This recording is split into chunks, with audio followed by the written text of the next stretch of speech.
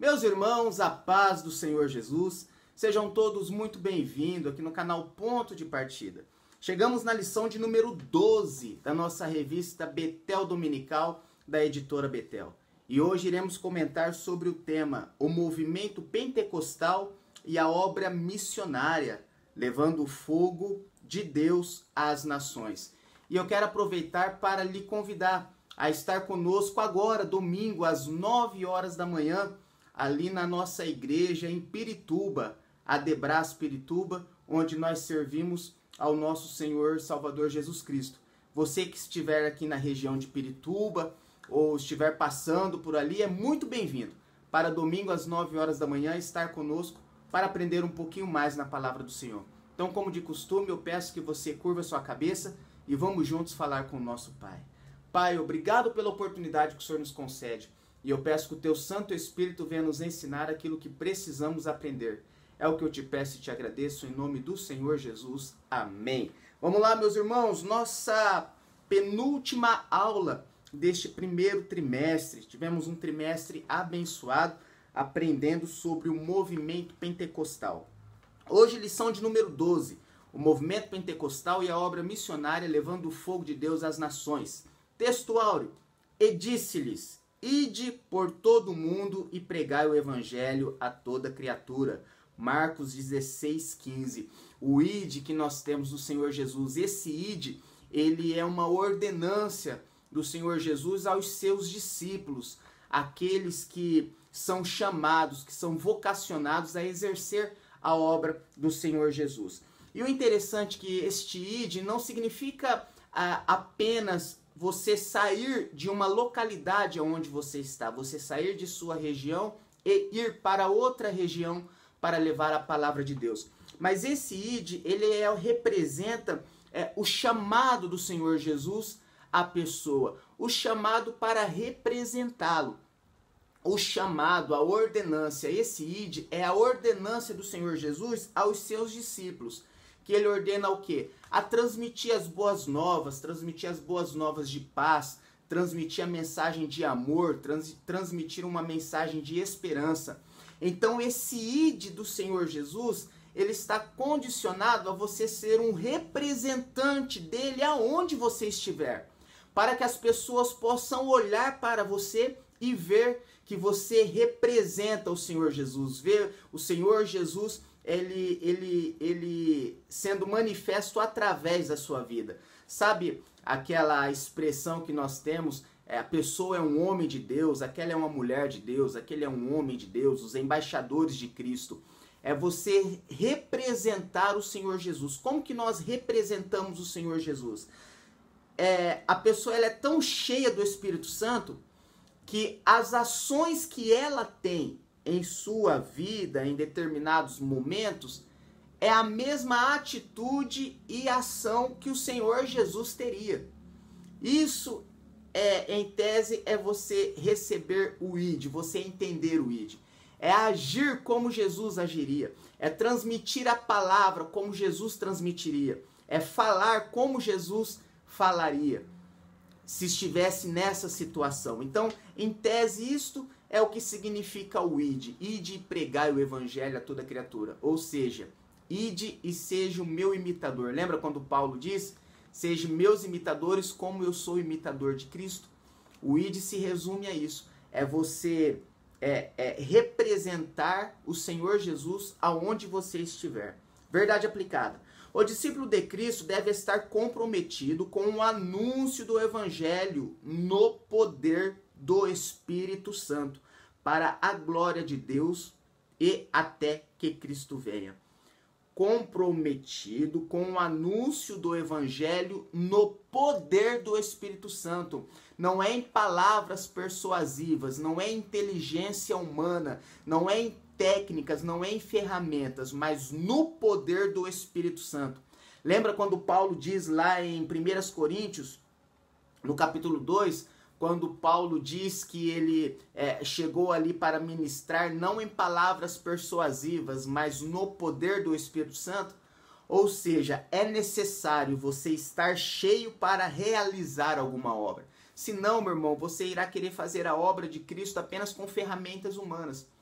e a obra, o chamado, ele é exercido através da fé, através do relacionamento com o Espírito Santo.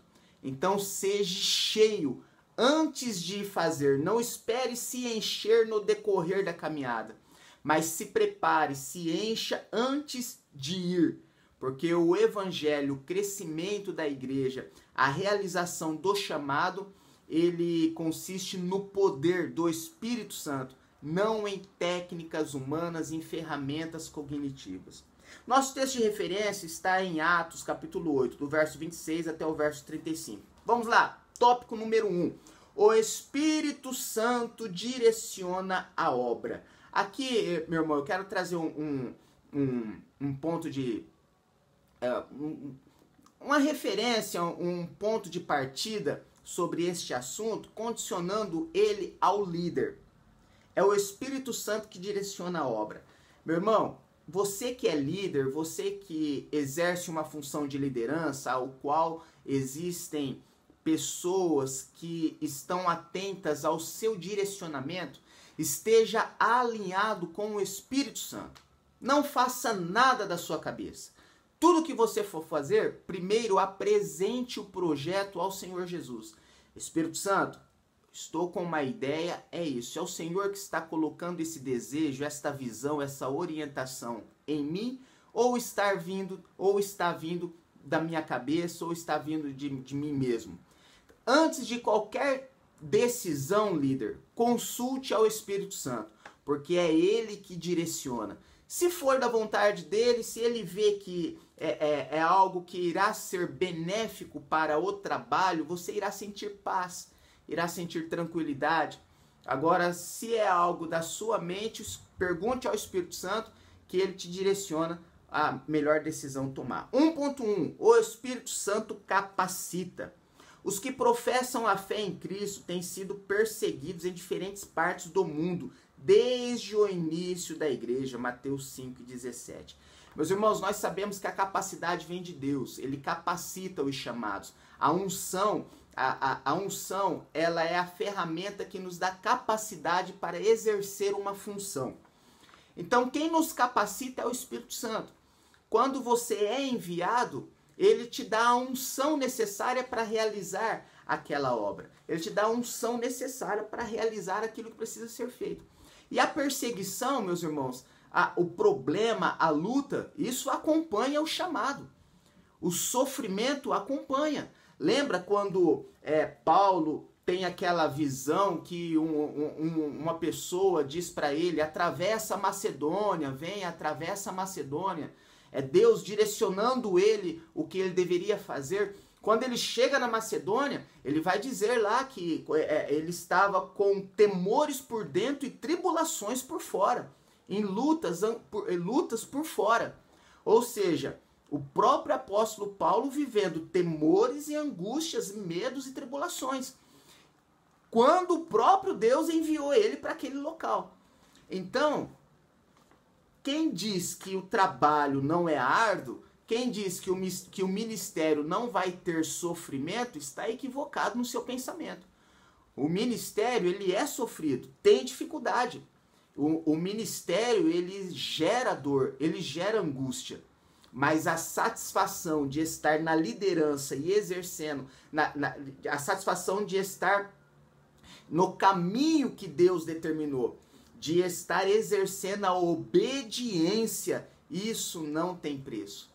Porque junto com a obediência, mesmo que esteja difícil, que esteja sofrido, mas quando você está debaixo da obediência, sob a liderança do Senhor, ele capacita, ele acalma a tempestade, ele nos fortalece para exercer aquilo que precisa ser feito. 1.2, o Espírito Santo fortalece. Olha aí o que nós acabamos de dizer. O Espírito Santo transforma o ser humano caído em nova criatura e levanta missionários e revoga sentenças e muda diagnóstico. Meu irmão, quando você estiver se sentindo sem força, amedrontado, temeroso, como Paulo esteve quando foi lá para Macedônia, peça ao Espírito Santo para que te fortaleça. Se achegue mais ao Espírito Santo. ore. A oração e o jejum, meu irmão, nos fortalece. Nos dá força para diante dos problemas e das dificuldades. Nos fortalece diante das batalhas que nós enfrentamos quando exercemos o ministério. Então peça força ao Espírito Santo, porque ele nos fortalece. 1.3, o Espírito Santo concede autoridade. Toda autoridade vem de Deus e é a nós concedida com um propósito. Romanos 8, 28. Essa autoridade aqui, meus irmãos, que é concedida pelo Espírito Santo, não é a autoridade sobre pessoas, não. É a autoridade sobre o poder das trevas, a autoridade para resistir o pecado, a autoridade para expulsar demônios, a autoridade para repreender a enfermidade, a autoridade para ir em frente à batalha e realizar o chamado que Deus confiou nas suas mãos, a autoridade para tomar decisões que vão trazer benefícios para o reino. Essa é a autoridade. Em nenhum momento Deus dá autoridade para o ser humano ter autoridade sobre outro ser humano. Não. Essa não é a autoridade que o Espírito Santo dá. Porque até mesmo aos olhos do Pai somos todos iguais. A autoridade para exercer a função que Deus confiou nas suas mãos. Tópico 2. O Espírito Santo separa e envia. Meus irmãos, eu tenho dito muito isso aqui em nossa igreja e nas ministrações. Não se auto-envie. Espere o Espírito Santo de Deus te enviar. Quando ele envia, ele supre as necessidades. Ele abre as portas, ele provê recursos, ele envia pessoas na mesma visão. Quando o Espírito Santo envia, ele abre o caminho.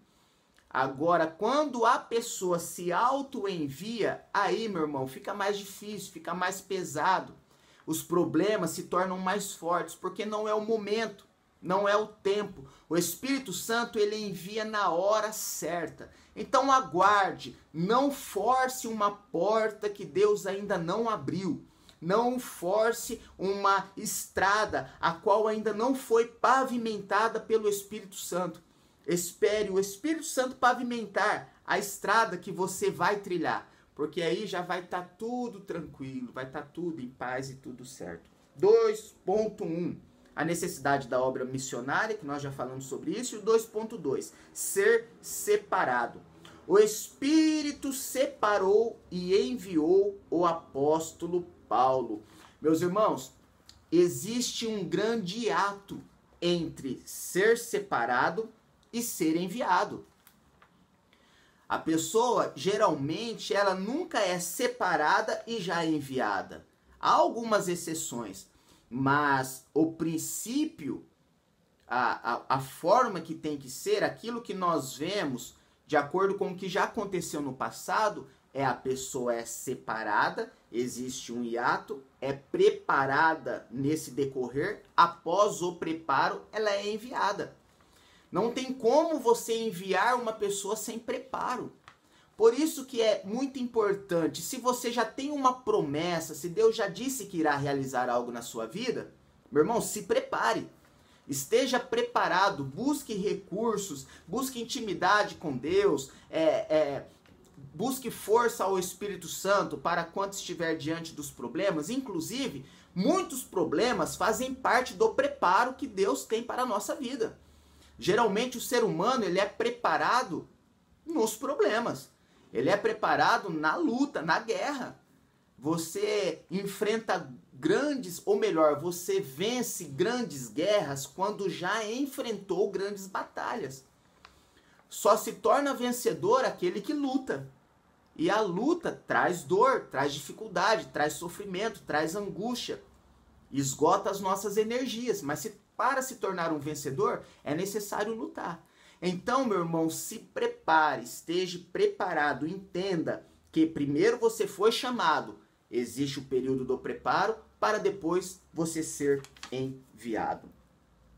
Louvado seja o nome do Senhor. E o tópico número 3 vai falar sobre as missões e o movimento pentecostal. Os muitos movimentos de avivamento ao longo da história da igreja foram caracterizados por um poderoso interesse pela evangelização do mundo.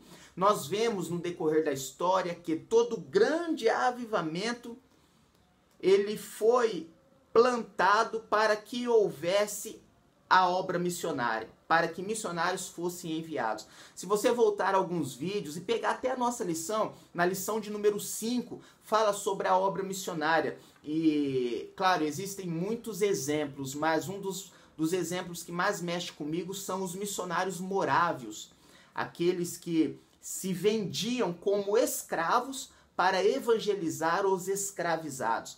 Logo após um grande avivamento que houve ali, se não me falha a memória, na Austrália, o avivamento foi tão forte, a chama do Espírito acendeu o desejo da obra missionária e eles saíam pelo mundo evangelizando e pregando a palavra do Senhor Jesus. Conclusão: proclamar a Cristo é a principal tarefa da igreja. Se Deus tem nos capacitado com o Espírito Santo para a sua obra, devemos testemunhar a respeito de Cristo e da salvação. Aqui no card eu vou deixar a aula número 5, o vídeo. Peço que os irmãos assistam o vídeo que fala sobre os missionários morávios e continue firme, fiel na obra do Senhor. Aumente o seu relacionamento com o Espírito Santo. Se fortaleça, seja cheio do Espírito Santo. E entenda que antes de você ser enviado, você é chamado, preparado para depois ser enviado. Deus abençoe você, o seu lar, a sua casa, a sua família e até a nossa próxima pré-aula. Querendo Deus, Deus te abençoe.